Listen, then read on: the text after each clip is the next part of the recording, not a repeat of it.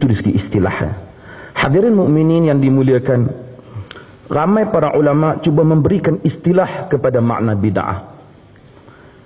Saya meneliti istilah itu dengan kadar kedhaifan yang ada, mengambil keputusan bahawasanya istilah yang paling kemas ialah istilah yang diberikan oleh Al-Imam Syatibi rahimahullahu ta'ala yang meninggal pada tahun 790 Hijrah.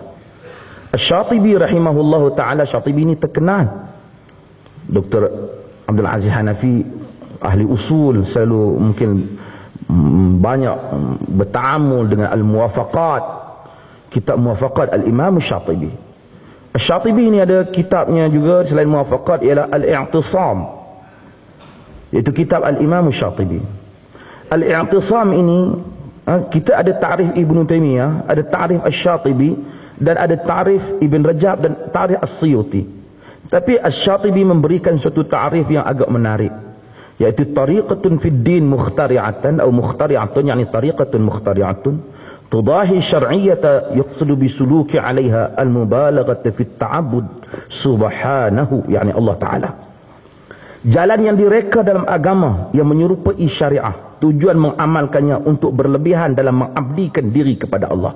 Ini kata Asy-Syatibi kepada makna bid'ah.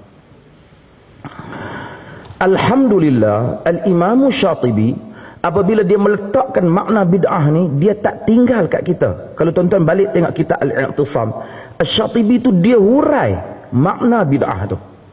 Kalau dia tak hurai, mungkin kita sendiri pandai-pandai tafsir maksud Asy-Syatibi.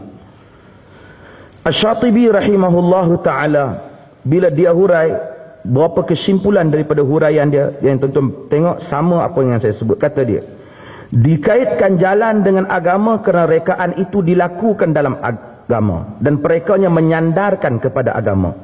Sekiranya jalan rekaan hanya khusus dalam urusan dunia, tidak dinamakan bid'ah. Seperti membuat barangan dan kuota, yang ni kata kita buat kereta, hang bid'ah, hang pun nak kereta, kita tahu itu tak dinamakan bid'ah, kerana itu bukan sesuatu yang disandarkan kepada agama. Oleh kerana jalan rekaan dalam agama terbahagi kepada apa yang ada asal dalam syariah dan apa yang tiada asal dalam syariah, maka yang dimaksudkan dengan ta'rif ini ialah bahagian rekaan yang tiada contoh terdahulu daripada syariah, yakni daripada Allah Subhanahu wa taala. Ini kerana ciri khas bid'ah ialah terkeluar daripada apa yang digariskan oleh asy-syari', yakni oleh Allah Taala. Dengan ikatan ini maka terpisahlah, tidak dinamakan bid'ah segala yang jelas sekalipun untuk orang biasa. Kata dia, rekaan yang mempunyai kaitan dengan agama seperti ilmu nahwu. Orang kata kalau dah bid'ah ilmu nahwu, mana ada zaman Nabi? Dia kata yang ni tidak dinamakan dengan bid'ah, kata dia. Mufradat bahasa, usul fiqh, usuluddin dan segala ilmu yang berkhidmat untuk syariah. Segala ilmu ini sekalipun tiada pada zaman awal, tetapi asas-asasnya ada dalam syarak. Dia tak dinamakan bid'ah. Justru itu tidak wajar sama sekali dinamakan ilmu nahwu dan selainnya daripada ilmu lisan, ilmu usul dan apa yang menyerupainya yang terdiri daripada ilmu-ilmu yang berkhidmat untuk syariah sebagai bid'ah. Sesiapa yang menamakannya bid'ah sama ada atas dasar-dasar majaz, yakni bahasa kiasan, seperti Umar bin Khattab radhiyallahu an yang menamakan bid'ah solat orang ramai pada bulan Ramadan, atau atas dasar kejahilan dalam membezakan sunnah dan bid'ah, maka pendapatnya tidak boleh dikira dan dipegang. Ini kata Asy-Syatibi.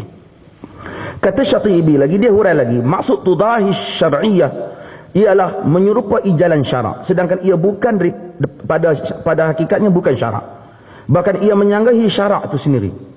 Antaranya dia kata meletakkan batasan-batasan, seperti seorang yang bernazar untuk berpuasa berdiri tanpa duduk, bid'ah kata dia.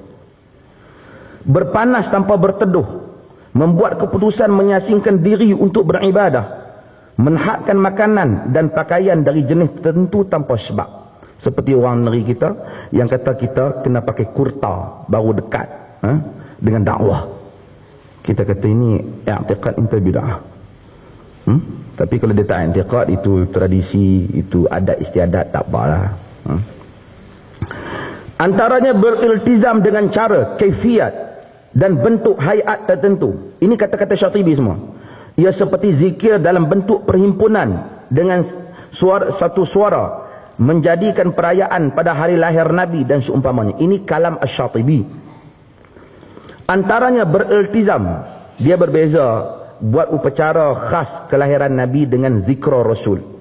Zikra Rasul itu kita ingat, kita buat ceramah. Dengan kita buat suatu majlis khas, bila kita ingat, kita baca ni, nanti roh Rasul datang, seperti yang diiktikad oleh sebahagian daripada turuk sufiah. Ini yang dimaksudkannya. Antaranya beriltizam dengan ibadah tertentu dalam waktu tertentu, sedangkan tidak ada penentuan tersebut dalam syarak. Ini seperti beriltizam puasa pada hari nisfu Sya'ban dan berpuasa pada malamnya. Kata Syatibi, tak ada nas. Tapi kita katakan, saya yang membaca buku Syatibi menyatakan, huraian Syatibi seakan-akan nisfu Sya'ban tidak ada nas, kurang kukuh. Bagi nisfu Sya'ban itu ada nas yang menyebut tentang kelebihannya, yaitu hadis yang diriwayatkan oleh Ibn Hibban dan diriwayatkan oleh Al-Bazzar dan lain-lain, yaitu ta'ala'allahu ila khalqihi fi lailatin nisfu Sya'ban. Hadis ini sahih.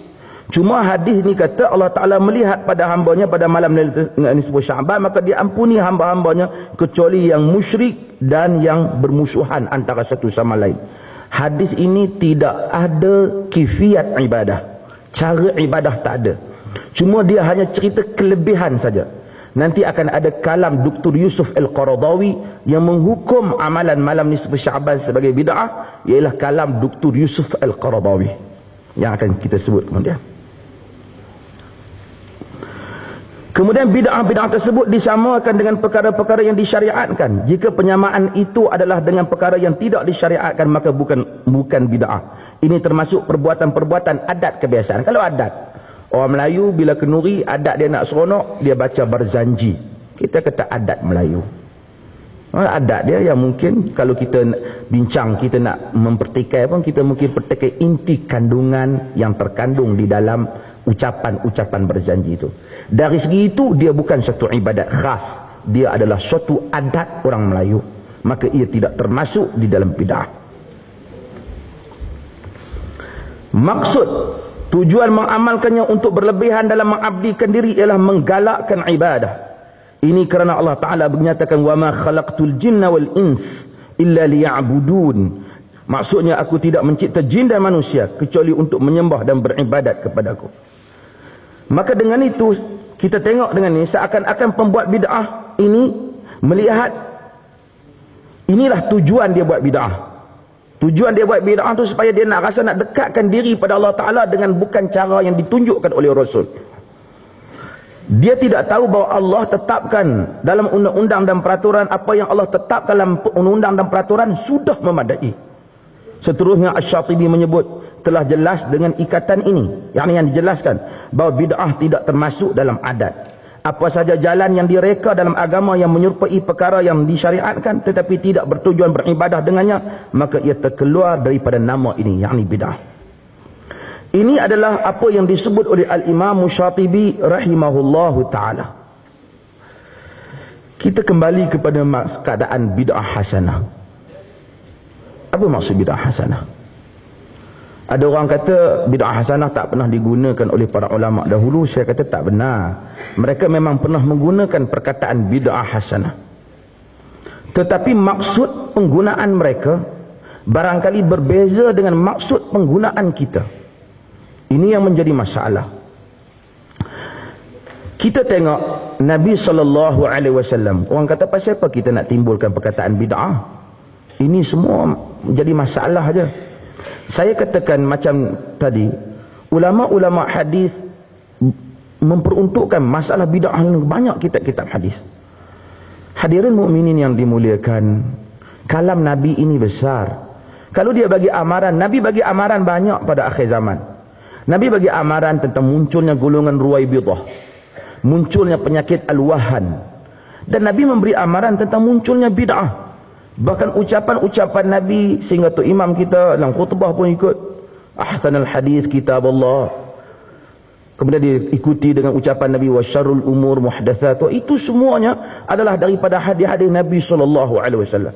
Nabi ingatkan para sahabat, pada sahabat bukan buat bid'ah, tetapi bid'ah bahaya. Bid'ah bahaya. Maka itu Nabi kata, fa innahu man ya'ish minkum ba'di fasayara ikhtilafan katsira fa 'alaikum bisunnati wa sunnatil khulafa'ir rasyidin al-mahdiyyin.